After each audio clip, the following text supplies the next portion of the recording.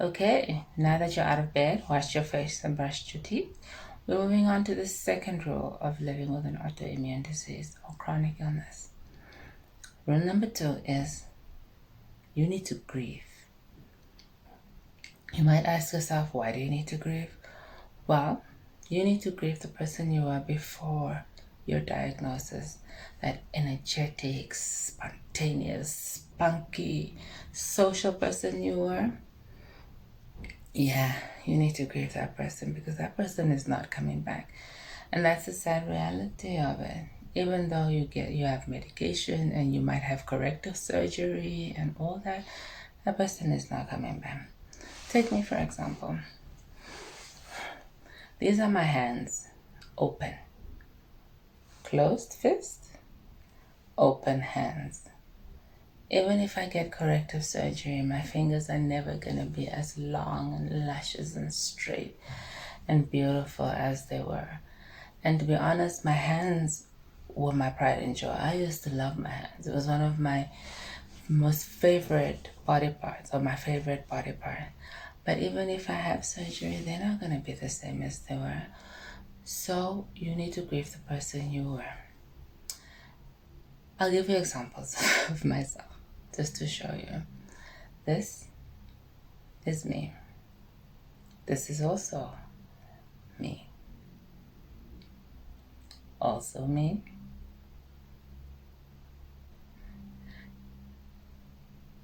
Definitely me. I used to be energetic. I used to be out there parties. I used to go to shows. I used to love living the life. But I can't. I can't live at that tempo anymore. I used to be out. I used to go to parties. I used to be invited to everything. I used to be the most extroverted introvert you would ever meet. I didn't like to be around people, but I loved to be around people. It was just one of those things. And I was in denial for a very, very long time. I think because I was in denial for so long, I did much more harm to my body than I could have. I think had I accepted what I was going through or what was happening inside my body back then, I don't think I would have been at the stage of my autoimmune disease as I was. I was in denial for a very, very long time after I got my diagnosis. I was just like, it can't be. My doctor told me I must read up on the disease that I have, and I did. I was like, this can't be me. This is not me. I'm still going to be wearing my high heels and wearing my short skirts and going out. And there's no way that this is not me. You're mistaken. I was reading about rheumatoid arthritis and how people's joints would bend. And I was like, that's not me, doc. Stop it. Stop yourself. That's not me. You're out here lying to me. And look where I am now. I was in denial for a very long time. I was doing things I wasn't supposed to do. I was putting my body through stress that it wasn't supposed to be going through. But I was in denial. So it's very important for you to go through your 5 stages of grief. Grief, very important. Denial, very first one. I was in denial for, I think, 4 years. I was in denial for a very long time. And then right after getting out of my denial, I plunged face first into anger because that was the time I lost my mom. And if you are like me who got really, really sick, who was in hospital a lot, you'd understand the support system my mom was. My mom was always there. She's the type of mom when you wake up in hospital, she was there. She's the type of mom who used to cook for you before she went to work because she understood that nothing else went into your stomach. She used to cook the things I had to eat every single day. And then she'd call 10 times a day while she's at work to find out, did you eat? Did you, that's the type of mom I had. So imagine losing that type of support system. My mom was very, very present, and she was a nurse, so she knew exactly how to take care of me and what was going on. So to lose that type of support system, I was, oh my goodness, I was mad. I was pissed. I was like, God, how, what else can you take from me? You took my health. Now you're taking my mother. I was pissed. And I blew out on everyone. No one was safe from me. I was pissed that I would blow up. It wasn't good. And to stress my body like that was even worse. Because imagine autoimmune disease and stress. I went downhill very fast. Very, very fast from there. But after all the anger, I went to bargaining. Bargaining was my most humiliating time of my life. I used to bargain with God. I was like, God, please give me back my health. I will give you this and I will give you that and I will stop this and I will stop. It is humiliating even thinking that now, thinking what exactly I was bargaining. But my bargaining stage was very, very short. From bargaining, I went headfirst into depression. I was depressed. And during my depression, I got sick. I stayed in my bed, my curtains drawn under my blankets. I didn't bath for days. I was depressed. It was bad. And imagine going through all that, and I'm a single mom with a whole teenage daughter.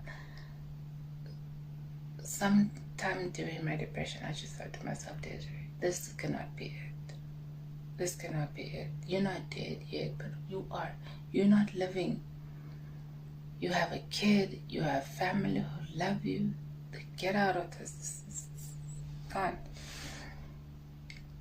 And then acceptance came. I don't know how it came or where it came from, but acceptance was like my knight in shining armor. You know, I was like, there's nothing else. I don't have another body. I can't jump my soul into someone else's body.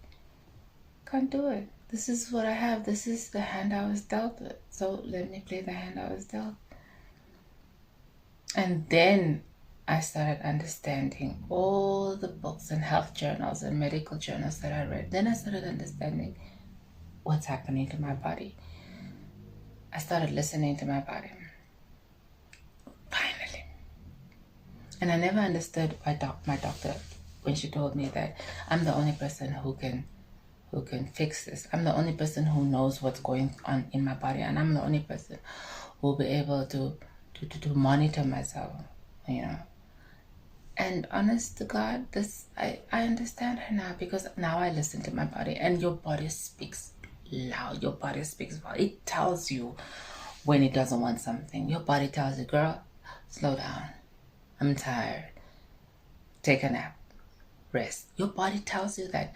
You just don't listen to it. And in all my other stages of my grief, I'm like, my body told me. My body will tell me, girl, slow down. And then you don't listen. You're at work. You don't take lunch. You're crazy because you want to prove to the people around you that you're still that person that you were, but you're not. That person's gone, dead, buried. You try to prove it, so you push yourself, and your body tells you,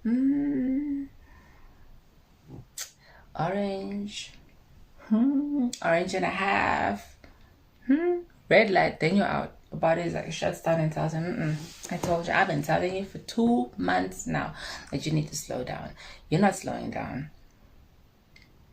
So when you're at acceptance, you start listening to your body, and you start realizing the signs. I wake up in the morning and my shoulder's a little stiff and it hurts, and a little inflammation in the shoulder. Then you take corrective action. My corrective action would normally be to increase my painkillers or my steroids, because I use my steroids for such situations. Steroids, you use them for short periods of time, so they tend to help. And when I was in denial, I didn't understand what inflammation was. I didn't understand the feelings I was feeling. You know, I would swell up and like, witchcraft. But you know, you don't understand until you accept and until you start listening. Because your body speaks volumes. My body speaks. My body tells me. Every morning when I wake up, my body's telling me, head, check. This, that, this, hip, not feeling very good. So, you know, take corrective action there. Or foot, not feeling very well. Watch out. Foot, let's keep an eye on that foot, you know. So when you add acceptance, you start listening to yourself. I haven't had a flare in almost 2 years, you know, because it's not that I haven't had the indicators of, I've had lots of indicators of a flare. You know, you feel like something is not right. This pain is persisting right here, and I know if there's pain, then there's, you know. So, but I take corrective action. I haven't had a flare in 2 years. It's not that I'm perfect. No, I'm not. But I just listen to my body. But it took me all these years for me to get to a point where I've accepted that this It's the body I'm stuck in right now. I need to take care of it. It's the only one I have. And the people around you who love you so much, they really, really try. You know, I know a lot of people around me would rather they be in my shoes than me. But unfortunately, that's not how it works. You are given one body, one life. You live it, regardless of what is thrown your way.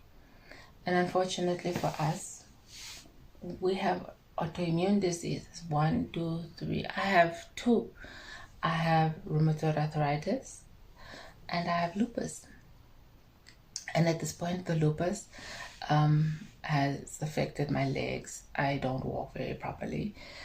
But yeah, it is the hand I'm dealt with. And, you know, we need to get to acceptance. But we need to grieve the people we were before. Because that person is not coming back. But this person that you are right here, right now, that person is here. And she wants to live, although she can't live and party the way you did. She wants to live. She just doesn't want to exist. Give that person the honor of living.